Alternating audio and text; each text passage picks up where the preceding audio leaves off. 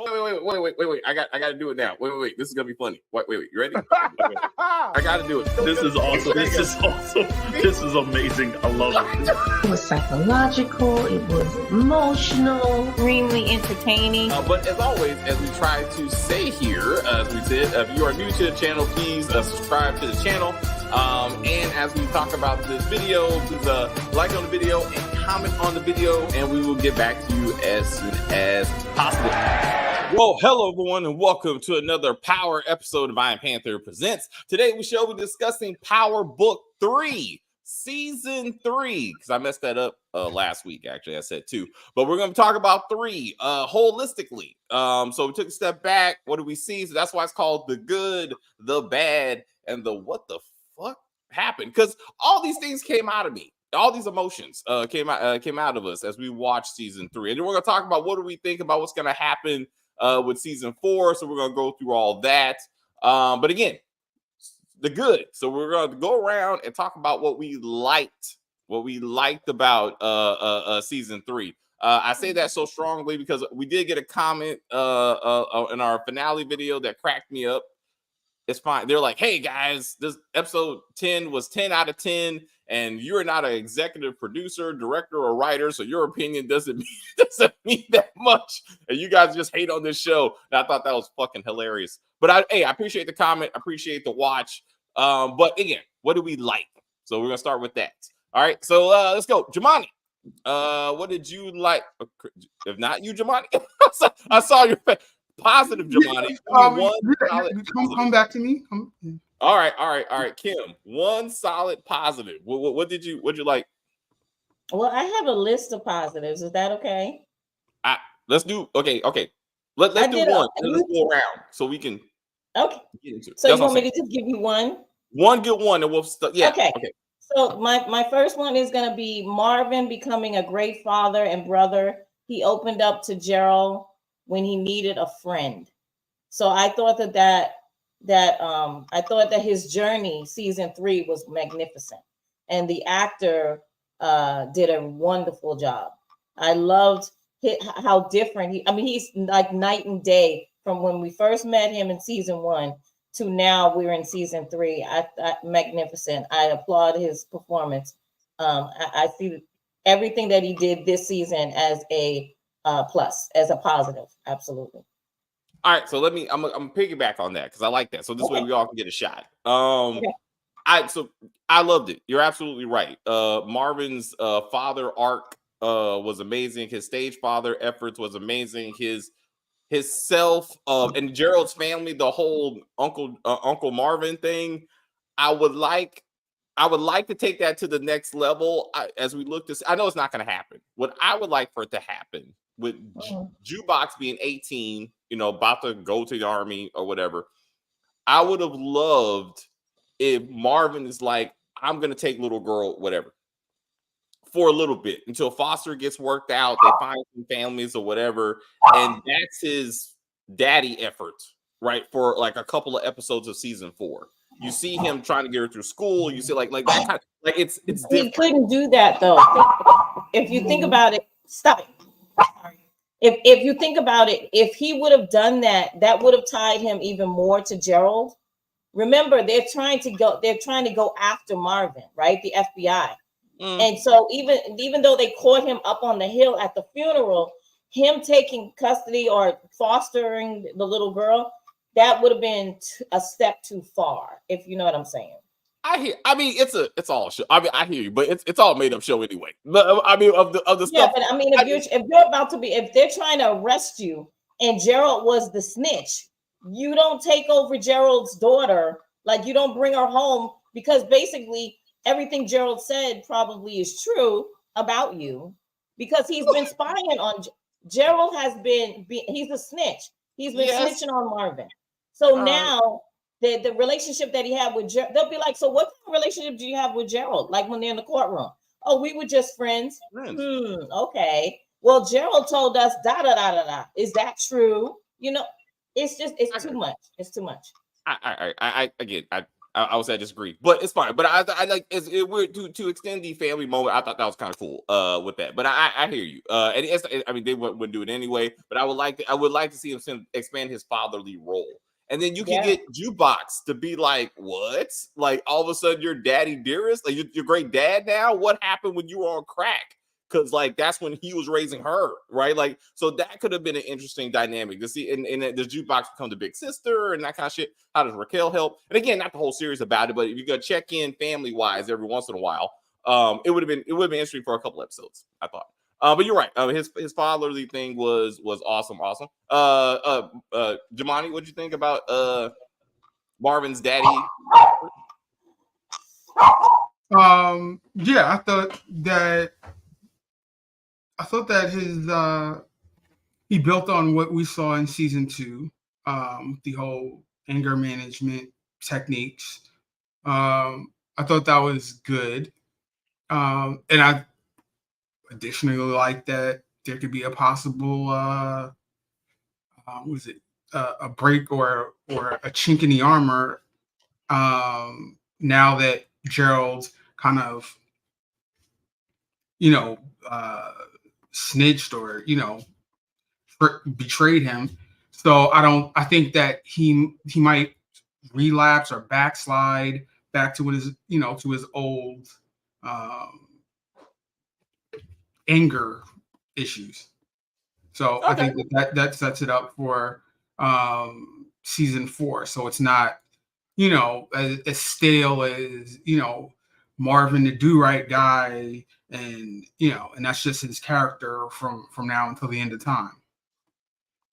I feel so to that. I would say him murdering the crew when Rock took out Ronnie shows him he can still get dirty, if necessary. Like him blackmailing the Asian businessman shows he's still willing to get dirty. But I'm like from the beginning of the season, he was the mailman. So I think we still had that kind of street Marvin, but I mean, I don't know. So it'd be interesting to see how this does impact him. Is it hard for him to make friends? Like maybe somebody else tries to reach out to him and he's like, nah. I mean, maybe that's how they do that. Could be something. Anyway, DeMarcus says this is the 10-year anniversary of the Power universe. Happy anniversary to Power and Courtney Kemp and 50/50. I think in July. So maybe there's gonna be another 10 years of shows. I hope not. That'd be a long in the tooth. Kim, what's next on your list? Because I know you have a list. You do. You worry about your dogs. So turn your mic on. Okay, you can't. My bad. Sorry. There you go. Okay. So Rock's acting was really great this season. I believe that she was showing a vulnerable side to Unique and then to Lulu. So when she was with Unique, she was showing she's lonely, right? She wasn't trying to be strong in those moments with Unique. So she kind of let her guard down and she expressed how she was feeling. I mean, she wanted someone to lay with, right? And so she did that. And we don't see that. Well, we saw it when she was with Symphony, but still, I felt like it was different with Unique. It was a completely, because Unique was her enemy in the beginning, right? And then all of a sudden, she let the guard down and she was like, you know what? This guy saved my life. And she wanted to be close to him, right? And she was happy that he did that for her. And I thought that was that was great. The acting, Patina's accent, New York accent has gotten way better. And her acting was really well done this season, I believe, especially. And then when she went to go see Lulu at the rehab, phenomenal acting. She showed her anger, but she also showed the anger comes from how much she loves her brother and how much she wants her brother to heal himself. And she's not perfect. And she basically said that I'm not perfect, but I love him. And I was wrong. And when she said, I'm sorry, I was like, that is what he wanted to hear. That's what he wanted to hear. I am sorry. Because she never said that to him before. She, always put him down, always a nigga, I own you, that kind of thing. That's not what families should be saying to each other, So, so I thought that even though Lulu, after she left, tried to kill himself or thought about it, I think that her saying I'm sorry and hugging him and holding him close let him know that she does love him. He knows Marvin loves him, right? And so he was ready to go, but then he saw himself in the mirror and it's like, no, dude, it's not time. It's not time yet, So Patina, hands down, needs to have some type of award along with Marvin, but they never give Power anything, which pisses me off. But maybe NAACP award, maybe. I mean, they gave one to I believe they gave one to Amari Method Man and to Tommy. too. I want to say I know Tommy can't get one because but no, I think Tommy did get one. Actually, I'll look it up, but I believe he did. Please look that up. Actually, the NAACP doesn't only give it to Black people; they give it to any color.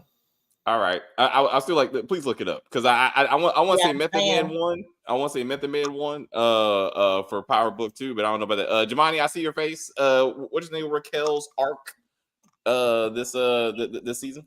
Yeah, I had to laugh when Kim brought up Unique, and I just realized, I was like, they just replaced Unique. They just put Unique in Symphony's place. Like, Symphony was in and out, and then that's what Unique is right now. Like, I don't like. Raquel was mad at Symphony for being too in the family business with her and Kanan, so on and so forth. And now she's telling Unique, yeah, I don't want you to be around when he comes back home. So I'm like, this just, it almost just sounds repetitive. Like, there was the, I'm leaving, but I haven't left yet, and all of that type of stuff. And now Unique is gone, but now he's back. It just sounds like same storyline, just a different character. Support Gaming agrees. Rock and Unique being together made no sense. They both tried to kill each other. She set him up to take the fall for shooting Howard and had Marvin shoot his car with his son in the back. I'm like, if I'm Unique and I'm standing over that body, I'm like, wow, like, he should have been running the other way instead of just standing over the body looking. I'm like, shit, I got blamed for his shooting the last time, and I'm gonna be at the same premises when he actually is dead. So I hear you. To Kim and to both situations. I thought she's always strong. I think Raquel is this show. This is her show. Like it's her efforts to raise Kanan. And she does a great job leading the cast. I agree that her scene with Lou was amazing. Like that was a great family moment, Kim. I agree with that. I think as we will get into Lou's arc, I think this should have been done. He should have went to rehab earlier in the season. When he gets there, he's still messed up in the head. That's when he tries to kill himself. She comes to help him, and that's when you get the moment of it's okay, I'm here with you. Like seeing him go that far, she knows this. He doesn't just need a timeout. Like he needs to hear from her that this is not the way. Like there's still life for you. And I think that would have, to me, because the order of those two scenes didn't really make sense to me. So I'm like, if you make that kind of breakthrough, while all of a sudden you're trying to kill yourself, like I would have preferred it the other way around. So there's some hope. I completely agree in the sense that this episode opens up with that there and there. And I'm like, I thought it was just ridiculous because it was like nothing in the session was being said was new information. He was saying the same thing he's been saying to her. And all of a sudden she's like, I get it now. And it's like, because you're in a therapy session, because it wasn't anything that the therapist necessarily pointed out. It was just him saying the same stuff again. And I was just like, what even made her think to put him in rehab? It would have been nice if he had said something like she was gonna kill him, and he said something to her to make her reconsider and say, all right, I'm gonna put you in rehab instead. She put him in rehab because that's her little brother. She's not gonna kill him. They gave us that. They tried to make it seem like that's what she was gonna do to point us in the wrong direction.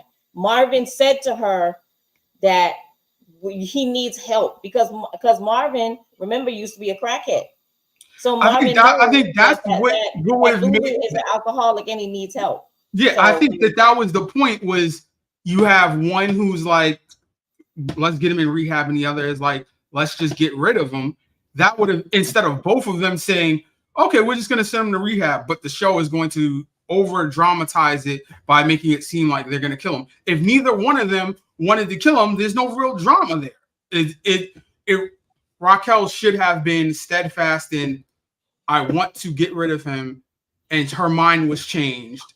And then when she sees him in therapy or whatever have you, he is not suicidal because, she finally, is accepting of whatever trauma or struggle he's going through from having to have killed for her and stuff like that.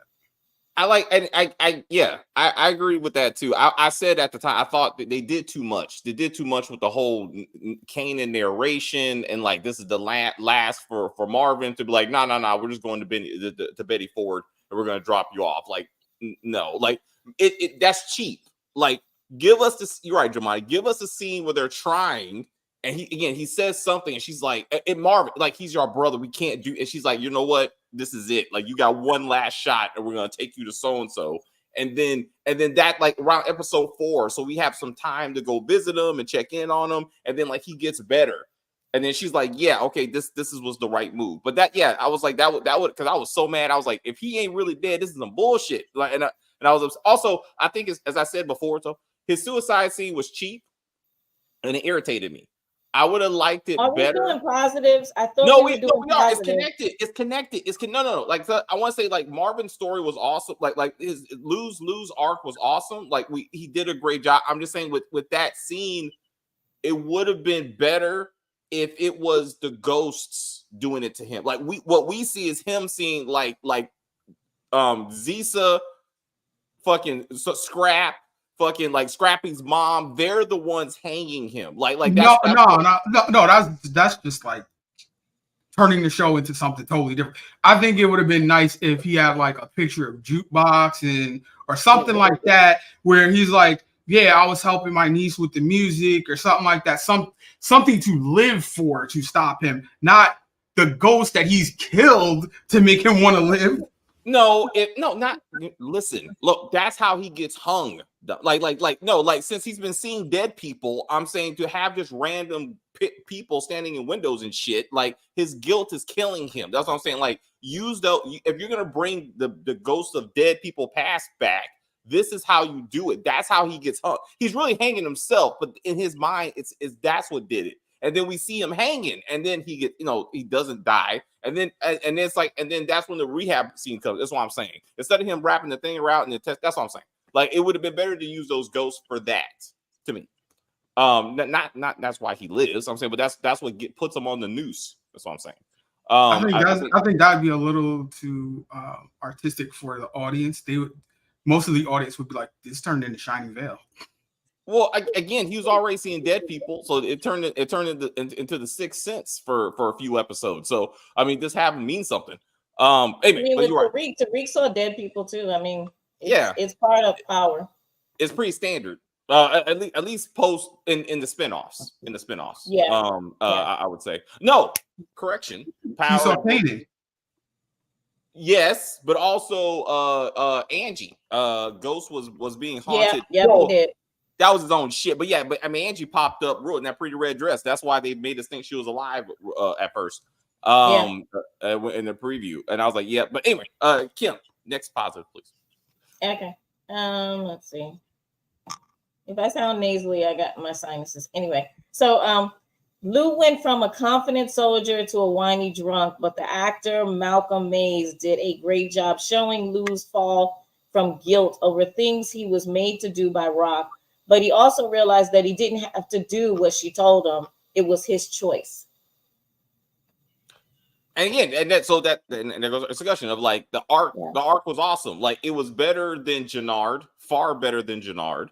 But I feel like again, like it could have, him going to rehab should have been sooner, and they could have worked that in better. To shove all that kind of to one episode, I think was cheap. You know, like there's better ways to kind of flesh that out, and you can see how he gets better over time. And he could have went down to Virginia. I mean, again, for what? Because again, he can't talk about what's really the problem because but really going to Virginia, he's an alcoholic. He did, and he was out of control. So going to Virginia, he just would have found a liquor store and just was drinking at his cousin's house. He needed to be in rehab so that he could deal with what he was doing, what was happening in his mind that was causing him to become this terrible alcoholic. Yeah, all right. And we kind of fleshed it out like throughout the season, you know, and there's other things that we'll talk about that didn't have to be here, that we could have made room for this, for y'all to be like, and then also too, I feel, I'm sorry, go ahead. I felt like with his mom, I felt like the mom being in the show, I felt like she should have been someone for Lulu to maybe talk to, you know what I mean? Like, you know, like an ally for him, like, Mom, I don't know what's happening. I don't know. But they kind of just let that go. You know what I mean? Like they showed what a horrible mom she is. And that was it. Like, well, that was it was purposeful because instead of the mother being the one to go to the therapy session at the rehab, we call it the surrogate mother being Rock was the one who showed up, and that just shows the dynamic between them. So it was like they showed that early on in the season to show this is why he felt so impacted by Rock's actions or directions, because she was like a surrogate mother. Right. Because she's the older sister who basically was his mom, because his mother was not a mother to him or to any of them really, but mostly like when she said, I held you in my arms when you were born, that was powerful because she was a child herself, right? But she loved him, like she loves him like her own kid, right? Even though it's her little brother, and she nurtured him and took care of him, and now he's a man. And so she kind of played on his weakness also. I saw that was a negative I felt about Rock, that she did play on Lulu's. He's a little weaker than Marvin, and I think she played on that many times in like season 1 and 2. So I thought that was a negative, but after what you said, I'm seeing somewhat of a positive, because I'm thinking about the first episode when Lulu and Kanan are in the house together, and they're, you know, having a We Hate Rock session. Yeah. And it's like, this is basically bookend or ducktail, however you want to call it, because she said it's a matter of Lou being raised by her and her turning him into a killer, right? So now you have the situation of Rock having prepped Kanan to shoot Howard. He doesn't die, right? So she has whatever conversation with Lou. So she says, this time I'll just do it, right? But yet Kanan killed Ronnie. So now he is a killer. And she has basically set him in place to become a killer. She's the one who taught him how to cook crack and how to get into the game. Now he's in the game. Now he's killed somebody. So now she's already raised Kanan, pun intended or not, whatever you want to call it, right? And there's nothing she can do. It's like she can't put the genie or the toothpaste back in the bottle or the lamp or uncrack the egg. It's done. So that's true. I think with the mother, and we talked about this during our review, they redid her character. So we don't see the history of Mama was a terrible mom. It wasn't there, and Rock was the mother of her two brothers. Like they. So it's like, why was she even in this season at all? But it's like just to be annoying. But I'm like, if we would rewrite her character, she was. Well, but I'm saying, but like just like they redid Howard, like if they would have showed us, that's my next one. Oh, and like then that would have made sense. Then we're like, yeah, Rock has always been that mother, and then you could see to be like, I did this to you, and I'm responsible, and I need to fix it. I need to fix it, right? Like I need to be the parent that obviously I'm supposed to be as the big sister, and they could have flushed that out. But it's like I think this season they figured out they wanted to do that, so they had to bring the mom back to kind of rewrite the shit. And I was like, it just seemed weird. Like just the mom did not seem to work.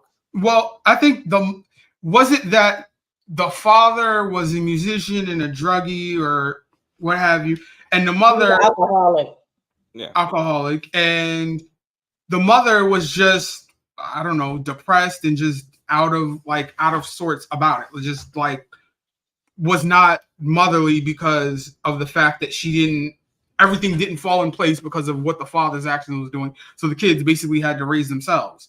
I'm like, it still could fall under that because in the first season, it was a matter of Rock going off and being like a rebellious, fast teenager who got pregnant, and the mother just like disowning her.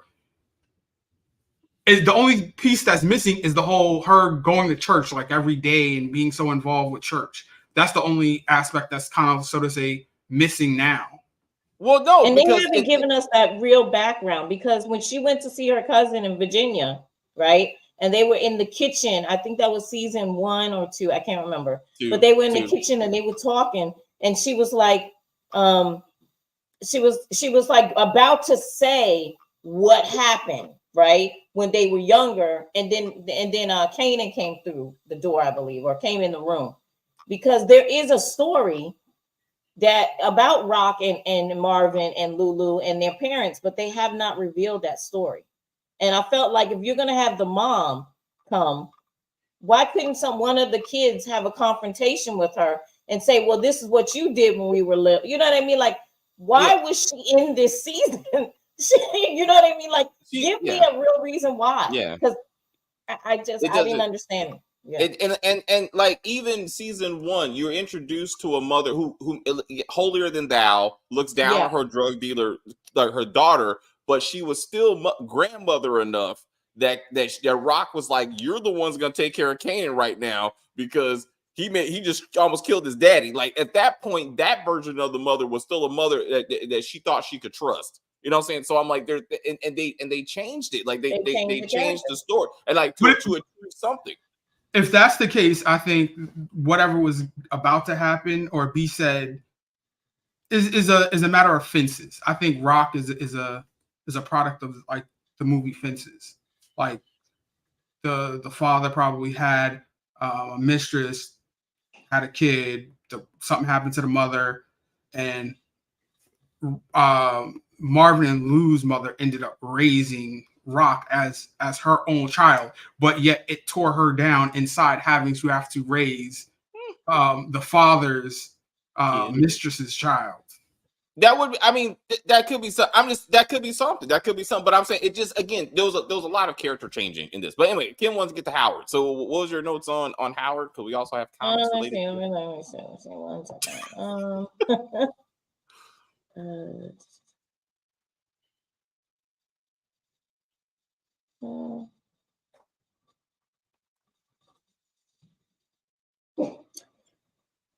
You know what? He's in my negatives. I'm sorry. Oh, he's in my negative. All right. Yeah. Well, you got one more positive. You got no positive.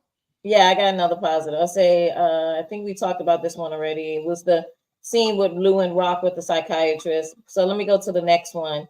I felt like Jukebox. Hallie, the actress Hallie, does a great job being Jukebox. She showed how Jukebox was really pretty good most of her teenage years. She really wasn't part of the family business. So I thought that the young lady was showing that, I mean, she was still like in the first season, and I think they kind of moved away from that for some reason. But remember in the first season, we saw her stealing. Like she had like a bunch of other teenagers where she was stealing clothes, right? Yeah. And so it was like, okay, well, that's this ghetto thing to do. But she was never involved in the drugs, right? Never involved in that kind of thing. So she was, I guess for New York, that's just an average teenager, I guess, like who grew up in the ghetto. But to me, I felt like she wasn't really even interested in that part of their life, right? She was like, I'm just gonna be me, right? You know, she was with Nicole, her first love, you know, all that. We saw all of that go on, but never at any point did she say, sign me up, Dad. You know, Rock, I want to do this. And I thought that was powerful, that they showed that she was pretty much just a regular teenager. And then the contrast is the jukebox we got in the original Power, right? And I thought Hallie's doing a really good job of just being a regular teenager, just wanting love. Her and her dad are getting along. She's, you know, they're learning each other. They're trying to mend their relationship. I thought that Hallie did a good job with that. And then we'll get to the singing part, but that girl can sing her behind off. She is a wonderful singer.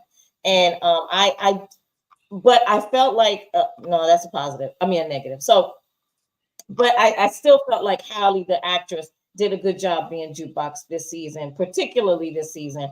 But she's been great since season 1. But I think this season, we saw more of her heart open up because she really, with Aisha, I really felt like I wanted that relationship to be longer because Jukebox deserves someone to love her, after Nicole, you know what I mean? So I felt like that relationship should have been longer, but that's a negative. So, but anyway, I enjoyed Jukebox's journey this minus that one thing with the whole girl group thing. But anyway. Okay. Giovanni, what you think about Jukebox's arc this season? No comment. All right. So I will say, and then after this, we'll start rolling through the comments. I know you guys put it in there, so we're gonna go through that. Okay. I particularly thought episodes 1 and 2 were by far the best in this season. And I think Giovanni agrees because we had this conversation that they were like the ending of season 2. That they really should have been episodes 9 and 10 of season 2 because they wrapped up pretty much every storyline in that. And with that would be Jukebox mourning her mother. Like they did a good job considering the actress didn't come back, but they had her funeral. Marvin showed up and her laying there like with the records and like just trying to remember the good times with her mom. Like you would have thought we saw them for 2 seasons, like right, she was there in the beginning and she just lost her mom, and I really thought she did well with that, and I thought that was probably the most strongest part of her arc this season was her mourning her mom. Yeah, I agree with that. I completely even forgot that part. That she did do it. Hallie did a great job this season. She really did. Fabulous job. Yeah. And the writing that they were like, we need to take a moment to kind of close this off for her. Like, and really for the family. Like I said, Marvin got involved. Rock was kind of like there, like, are you okay? Like, and she got remembered. Like the mom got remembered, despite all the shit she did, in Jukebox's way too. Like she remembered her mom in her way, which was the singing and the music and that part. And it just showed that even though her mom wasn't in her life, but for a split second, like really, she still deeply loved her mom, right? She still loved, and she forgave her. And that's the bigger thing because you can't be strapped to a chair and beaten. And somehow, even after that, she's like, "That's my mama, though. That's my mama, right?" And I was like, "Okay, let's remember the positive." And so I did like that. I thought that was pretty good.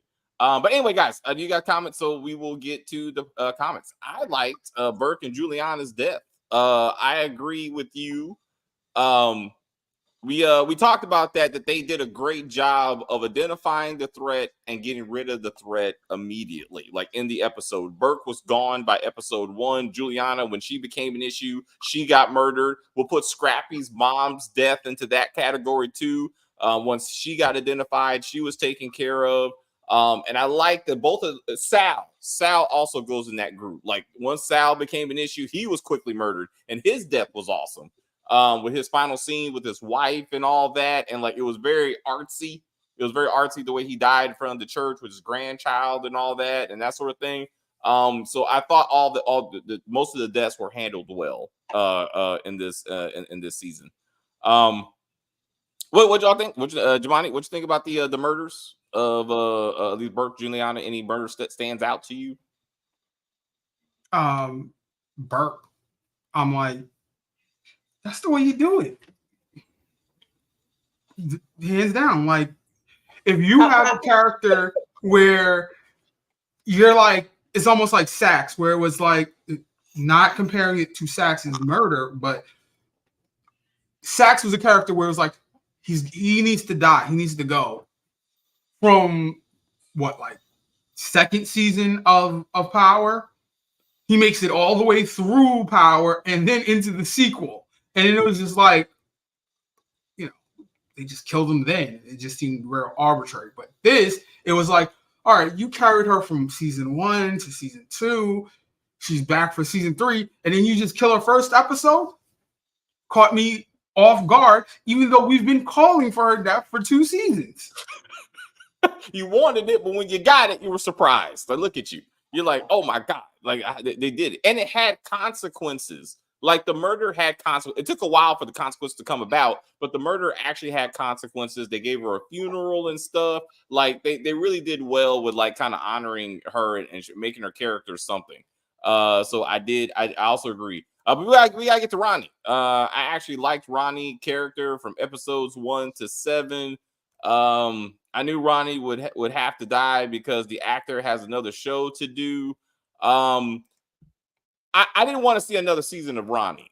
Whether the actor had another job or not, he was a one-dimensional character, and I did not want him going into season 4. This show should be called Power Book 3 Ghost, because I'm like, now that is basically what Unique is going to be in season 3. Because I'm like, is that what his character is in the shadows? Like, as far as people think he's dead, but yet he's alive.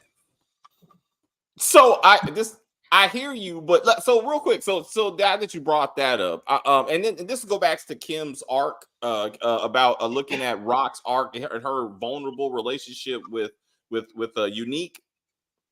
I was disappointed. I was disappointed that she didn't make more of an effort to find him or to avenge him. Like she moved on quite quickly. Like I would have liked something. Like especially she's talking to Pernissa and she's like, oh, you know, like Ronnie must have did it. Ronnie, I mean, it's obvious Ronnie did it, and that was the end of that. Like she just kept it going. Like something to show that she was trying to find his body or try to get Ronnie revenge. Something like it. She didn't care until Kane was kidnapped. And so I'm like, I'm just saying, like, it would have showed that the relationship meant more than just sex. And like, because I think that we're gonna be surprised in season 4. Is one of my predictions is that Unique, that Rock did find Unique. And I think the Italians are involved in how Unique got back to where he was. I think that maybe the Italians have been looking for Unique. They found Unique, and Unique was brought to Rock. Rock hid Unique in her house, and she nurtured him back to health. That's what I think. She didn't tell anybody.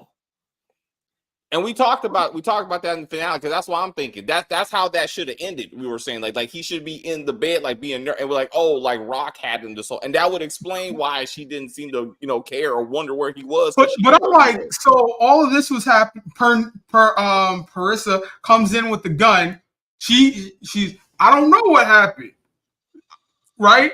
He's in the basement or something. Lou is outside yelling on the lawn. She brings him in. She brings the mother over to watch Lou. Unique is there this whole. No, not the whole time. But again, none of them went to her bedroom, Mr. Funny. They never went to her bedroom, and she has a basement. They never went to her basement. Yeah, you know, I mean, her house is huge, so her basement is the same size as her whole house, right? He could have been down in her basement. Yeah, but I mean, bedroom makes more sense to me. Again, nobody went up there. I mean, or in another room, because I don't think that's just a 2-bedroom house. I think there's more rooms in there. Yeah, and no one really stayed the night. Like Kanan barely stayed one night. It wasn't like she was hosting a whole bunch of people and they'd be like, hey, what's going on? And I don't think she was there. Again, we don't know how they're gonna do the backstory, if they're even gonna bother to do it. But I mean, but anyway, I agree with this one too. Ronnie should have sensed that Rock was back in the game and through the Asian restaurants, and he should have attacked Uncle. Yeah, I mean, Ronnie didn't do. I think, as I said, I think his issue with Rock did not get flushed out like it should have. Like there should have been a lot more. But he was laser focused on Rock from the very beginning, right? Yeah, that was his enemy. That is who he wanted to get rid of. He didn't. He had this. His vision was just straight. He didn't look on the sides. He was just like, I want to get her. I want her to die. I can't agree with that because he never even confronted her. That's the biggest problem. We never understood why he hated her so much, and he made neither one of them made an effort to go after the other until the last episode. I'm like, this is ridiculous. Like you, because he was like, oh, she took my work. Oh, this bitch is fucking my brother. Take it. Well, we talked about that already. She went to his business partners instead of him directly. Yes, he's going to her son instead of going to her directly. Yes. I'm like, why is it so hard for these people to have a conversation with each other when they know exactly where they are?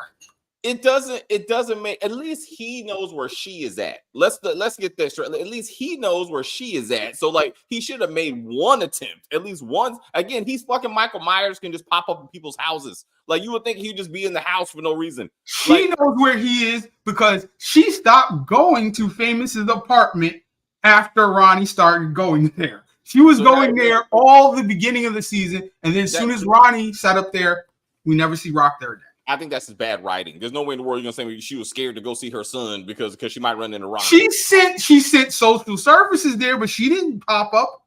I think that's his bad writing. Aisha is supposed to be in season 4, so the relationship may not be over yet. Again, it would be interesting if that goes somewhere, but like we need to move on. Like we need to move on from Nicole. We need Jukebox to find love again. You know what I'm saying? Like something. And I would like that. Remember, I told you Unique is Breeze. I've been saying this, David. Let's not do this. Let's not. Breeze will be introduced. Everybody thinks that Unique is Breeze. Everybody on YouTube thinks that Unique is Breeze. I'm like, it's not. Y'all just want them likes. You just gotta make them likes and get them clicks. So like that don't make any kind of sense. No, he doesn't watch game shows. Let's start with what we know. But remember, they said Ronnie was for like the entire season. Ronnie was actually gonna be him. I was like, Ronnie is not Breeze. No, just because he likes game shows, just because he's weird. No. Yeah. I was like, this ain't it, buddy. What we got? What? Let's be honest. The writers brought Unique back last minute. I saw Sasha Pence interview. Unique was supposed to be dead. Yeah, he was. That's true. I saw that too. He was supposed to be dead because they couldn't get it together on when he would be able to film during his tour or whatever. But then last minute they actually worked it out, and they were like, we got to bring him back, and so they had to scramble kind of. And figure out how do we bring his character back before the season ends, right? So that's what I said last week. You did, but remember, this is shot a season out. Like this is not a week-to-week show. Like they shot this thing last year. So like said, Jamani said, they're like, hey, the backlash was so bad. They were like, let's just bring him back for this one. Well, they had to edit it. No, well, it had to be edited because you can edit video and upload it, right? So that last part had to be edited and add Unique into it. Yeah, but that's what I'm saying. Like we were saying this is not the original plan. Like clearly, because like as Jamani was the one to be like, you realize he ain't really with nobody, right? Like he's just kind of standing there. And I was like, oh yeah. I was like, well then again to that, he should have been in bed. Would have made sense. Ronnie hates her because she's literally the opposition. There wasn't much backstory needed. No, I disagree. Because again, as we saw at the BMF inspired drug dealer party, there's quite a few drug dealers in New York City. So she's not the only competition. And like, well, that's personal. But we already talked about this. The whole operation that Ronnie left Unique, Rock destroyed. So when Ronnie came out of jail, he was like, "Where's my operation, Unique? What the fuck?" And then but the operation was heroin, and the operation that got ruined was crack. Okay, look, it was his. Ronnie had built this up, right? Ronnie had built it up to where it was, and he had men on corners, he had everything. He comes home thinking, I'm gonna have my operation back. And Unique tells him, nah, nigga, that's not gonna happen. We're gonna be selling shit out of a Chinese restaurant. And that's infuriating. We don't know how many years Ronnie had his operation, and Rock is to blame for that. She destroyed his operation. I think that's enough to kill this bitch. I don't understand why people need more. What more do you need? I guess there's a lot. I hear there's a lot of competition. I'm calling it now. Raising Kanan will be 8 seasons. They're stretching and adding as they go. There's no way with the way that they have them as teenagers. There's no way it could go 8 seasons unless they. What I would like to see is, will there be a time jump next season, and it's like Dead Presidents or something, like Laverne is jumping over a fence. We have like her in some sort of basic training war or something, and then she's back or something, and I don't know. Aisha is like some sort of black revolutionary in the 90s or something. I don't think that was Dead Presidents. I know he talked like when the preacher comes home and finds his wife fucking, and then he jumps to a fence, and all of a sudden he's in Vietnam. I don't think that was Dead Presidents. I'm not talking about the preacher. I'm talking about Lorenz Tate was with his girlfriend, and then he was jumping the fence because the mother came home, and then he was jumping over, and he's in Vietnam. Oh, they did it twice. Then there was another black Vietnam movie with similar storyline. It was. I'm sorry. I thought that was it. We could have more. Oh no, yeah, he had another show. Like, we get that he was a one-dimensional character. He just like Ronnie was annoying. Like, he was never scary. Also, like, the death of Aiden meant nothing. They brought him back to kill him, and his death meant absolutely nothing in the big scheme of things. Even the small scheme of things. Like it just. Huh? I said, who's Aiden? Oh, I'm sorry. What's his name? Dean. Dean. Like, they brought him back just to nobody even thought about him, and then like it meant nothing. Juliana's love relationship with Ronnie meant nothing. Like, that's it. Like, I don't understand. The sweet white woman in the bar meant nothing. Like I thought that was gonna go somewhere. It just, damn it. Why? Oh, whoa. Well, that storyline can still be in season 4 though. I mean, because when Lulu gets out of rehab and he's trying to, because Famous is still waiting for Lulu so that he can talk to that guy. And I mean, she did hook that up, right? All right. So I'm like, so why? But you're right. I mean, they could do it. They still need a music angle, or they want a music angle. So that could be so. I was hoping, to your point of the child that's not mine, it would have been crazy. I was like, one of them needs to be light. Like, if fucking that woman is the mother of one of those kids, like, to be like, hey, like, maybe she's Lou's mom or somehow. Like, and like you said, I don't know why you keep saying that. It doesn't need for her. She doesn't need to be related to them. She's just a woman who knew his dad. It would have made sense. It would have made sense. I would understand why we're spending so much time on her. Howard should have lasted a little longer.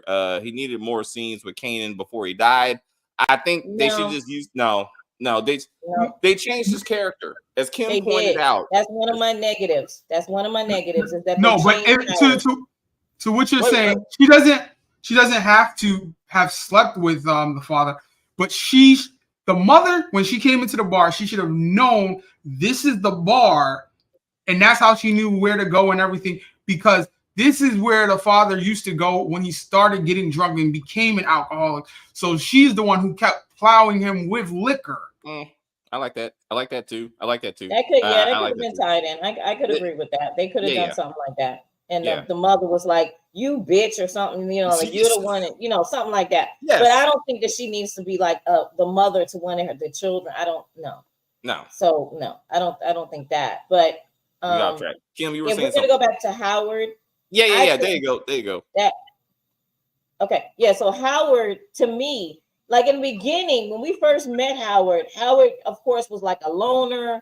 He was, you know, just kind of a sad cop, right? All he had basically was a prostitute and his religion. And then he had cancer, right? So he was kind of soft, right? I mean, you know, he was just an average cop, right? I love Detective, whatever. And then all of a sudden he wanted to know his son, Kanan, right? Yeah. He wanted to know him. He wanted to get to know him. So we saw that Kanan started to want to get to know him too, because Kanan was having issues with Rock. And he was like, "Can I come stay at your house for a minute?" They were building a relationship. Then all of a sudden, we get to season 3, and Howard is like, "Don't fucking call me anymore about Kanan. I don't want to talk about Kanan. I don't care what Kanan is." I was like, what? Yeah. Like, how do you take him from being a dad who wants a relationship with his child to this? Like, he still wanted a relationship after Kanan shot him. He was like, "I still want my son," because he realized that was Rock who did that. That was not Kanan. Yeah. Kanan didn't know, right? So it was like, your father still wants a relationship with you after you shot him. And then all of a sudden we come back in season 3 and he's like, "I'm done. I don't want to talk to you. I don't forget it." Why did you do that? Yeah. Because all these shows believe that dads are not needed. Dads are needed.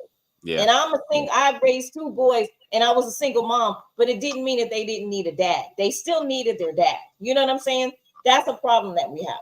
Dads are important, just like moms. Yeah.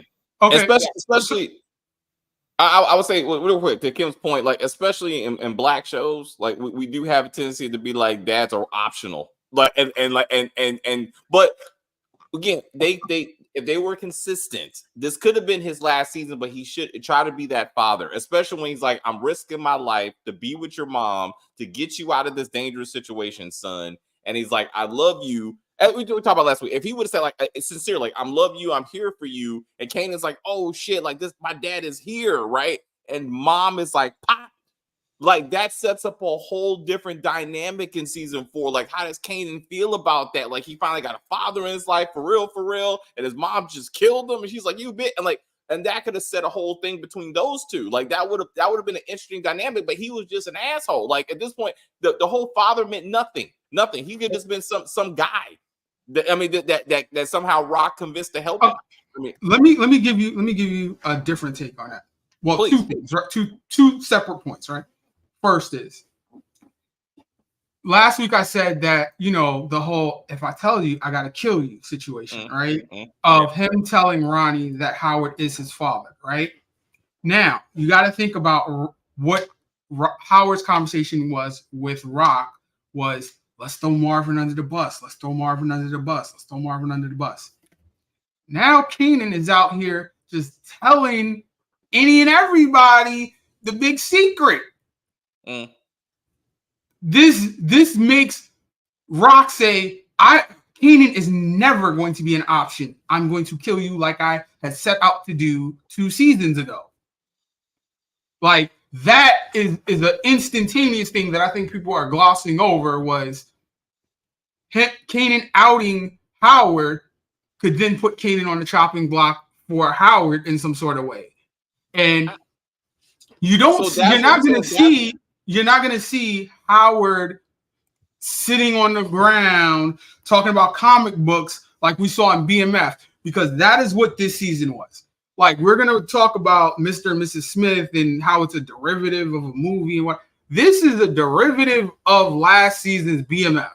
Like, we have the whole partner dynamic of a cop who was dirty, and you know, we thought that the partner that the cop had in BMF was gonna get killed, but didn't get killed. But then the son ends up bringing a gun to school.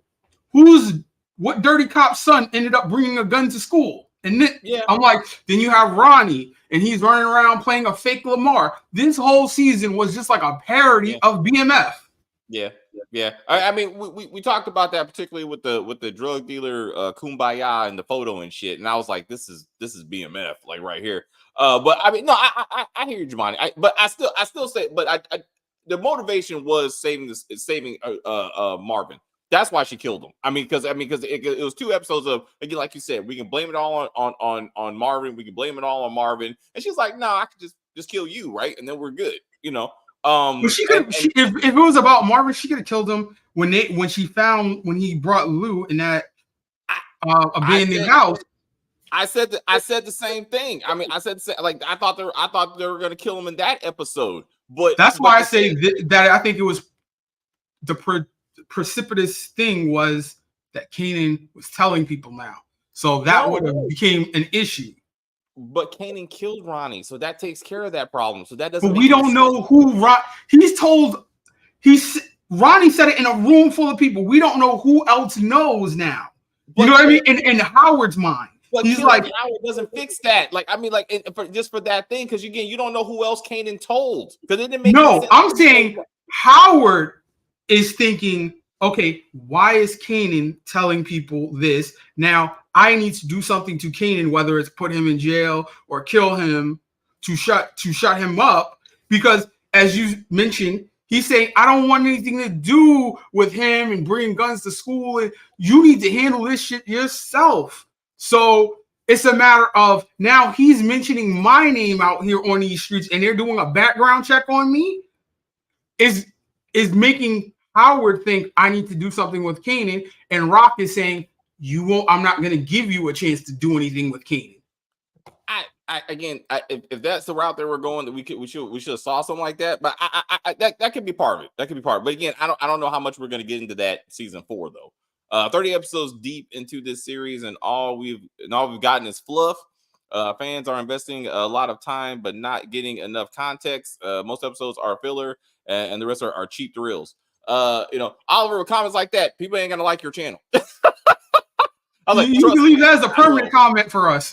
I was like, thank you. I was like, that's why you're a member of this channel. But I mean, there are substantive moments. I mean, again, we pointed out a lot of great things that this series is doing. I mean, but yes, 50 sees the formula and he's pulling from BMF, he's pulling from Power Book 1, and he's just kind of rinsing and repeating some of this stuff because he knows that's what people want to see. And some of the stuff is fantastical, as Kim pointed out. Like, it don't make any kind of sense. But we still watch it, right? So I don't know. Kanan, we gotta wrap this up so we can't get to Mr. and Mrs. Smith. Kanan believes in snaps and pops after his mom's shooting was priceless. Talking about no harm, no foul. She's still alive. Clearly priceless. So help me out with this one. I'm trying to see the connection. Kanan believe in.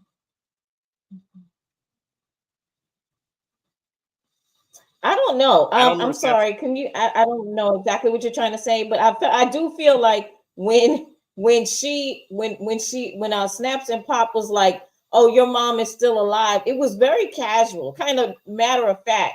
Oh, well, she's still alive. Calm down, bitch. You like what? Like, don't tell me to calm down. This Ronnie tried to kill my mom. Like, what?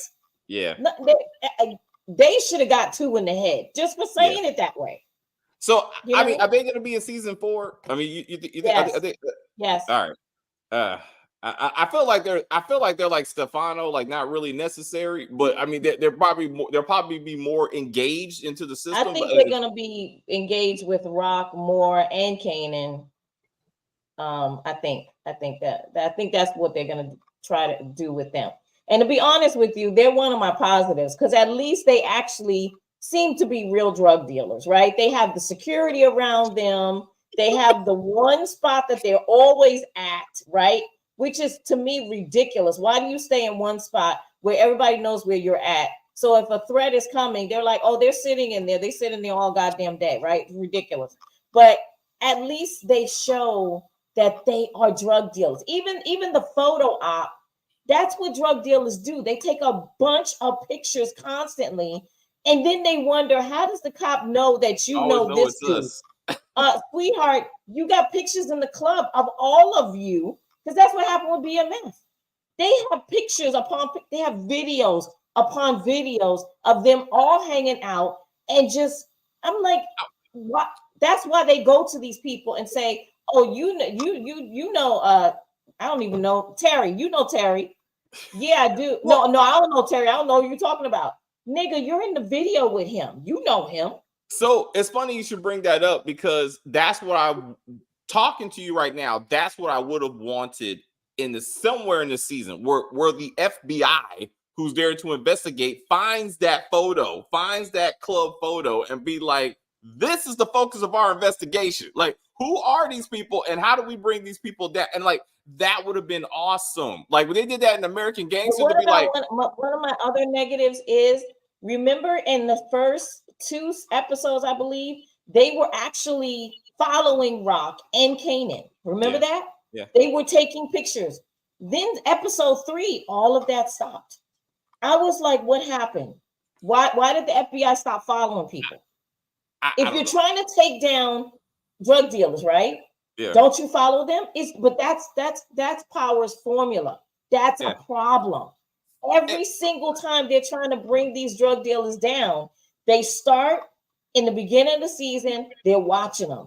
Then after that, like 1 or 2 episodes, they say, we don't need to watch them anymore. But then they say in like episode 5 or 6, we're watching them. If anything would have happened, we would have seen it. No, you're not.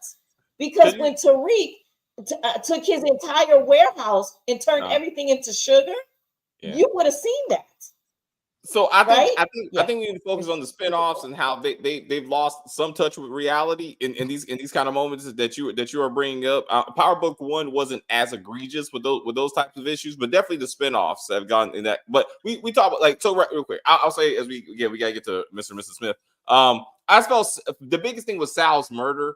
It was well done. It was beautifully shot, but the fact that didn't result into anything was, I think, one of the biggest plot holes for me. Like, what the fuck did we not do with this? Because that should have led to either the mail truck being found, the handicapped dude being talked to, maybe Marvin was talked to. Huh? I said he was talked to, but nothing related to that though. That's right. So I'm like, that would have been, instead of Gerald, like that would have made a lot more sense. Like, and all that would have meant something. So that's probably like my biggest like why like hole of this letdown. I would say, of things that they brought up this season. Not to repeat some of the other stuff that we said in previous reviews. And if they're saying Marvin is the kingpin, right, of the whole organization, it would have made sense for the feds to say, we're connecting dots between him and Tony Deep and all of these different things, right? It would have made more sense if they said, oh, well, he had to be the trigger man to kill Sal. And, he's just wrapping up all the loose ends now or whatever. But they don't even mention that. It's just, how do you connect the dots between him and the Tony Deep thing when there was nothing but Italians who committed that? And that's on record, but yet you don't connect him to a murder he actually committed in front of the FBI because they were watching Sal. They're like, "You're about to be murdered." But that's another thing too, right? Okay, that's another thing too. If the FBI literally was watching this scene, how come the FBI didn't jump out the car and chase them or chase them in the car, right? Yes. None of that happened. So guess what, David? The FBI was not watching them. They were there. They drove up.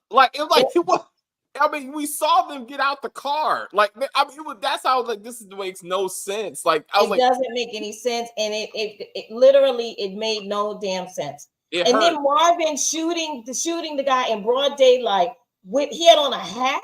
I see your entire face, dude. Yeah. I know who you are. What? And no one has come after Marvin? No one. Like in Power Book 1, they had a whole sketch of Tommy that was going around for like a season and a half. Right? No sketch? You can't. Anyway, all right, come on, Juwan. We gotta wrap this shit up. We gotta get to your favorite show. So, anything else for Power Book 3 Season 3 or 4 predictions? Anything final words, please? Do better. All right, man. Anything else you want to say? Just leave the whole BMF stuff. Do something original, please. Like, comment, subscribe. Put the notifications and stuff on. Yeah. Man, you gotta get into practice. You got your own channel. Come man. on, there you go, Jamani. Get the icon. Get the icon. All right, Jamani's gonna kill it, and eventually he's gonna stream our stuff to his new channel. And then we can get all that. All right, Jamani, we'll see you in a little bit. Boop. All right, Kim. Any final words, my friend? No, not really. I mean, don't get me wrong. I'm still enjoying this show, no matter how fantastical it is. It's still entertaining. The acting is very well done. Yes. I mean, I don't know. People talk about Tony Danza's role. Let me tell you, Tony Danza is a legend. Okay, I would watch him watch paint dry. Okay, he is a magnificent person, actually, and he's a good person and he's a good actor. Okay, so if people have an issue with him, then you don't like seeing art done well, right? So and I think they should bring him into the show more because he has a lot to show. He's a good actor. So anyway, I'm enjoying the acting on this show. Yes, there's a lot of loopholes and things that don't make a lot of sense, but at the end of the day, we're watching it and just watch it because it's not real. So calm down. Anyway, so like, comment, subscribe. Thank you, chat. We love you so much. Please hit the notification bell so you know when the next video is coming. Share the video with everybody, even people you don't like. Just share the video. All right, we'll see you on the next one. Thanks. I couldn't say it better myself. It's a great show. We're still watching. There's stuff we like and stuff we don't like, but we are honest about both. Final comment. I like this. Sometimes Power feels like a video game. Characters kill people and it doesn't lead to anything, then moves to the next plot. At least the spinoffs. That seems to be the formula for the spinoffs. I would agree with that. But anyway, we're trying to get to 2,000 subscribers by June. We're doing very well, thanks to all of you. So again, subscribe to the channel if you have not already. If you have, again, comment on the video, share the video. Let us know what you think. What are you looking for season 4? What else stuff would you like for us to review? We got a lot of things. We're about to do Mr. and Mrs. Smith. So please come back for that, and we will see you soon.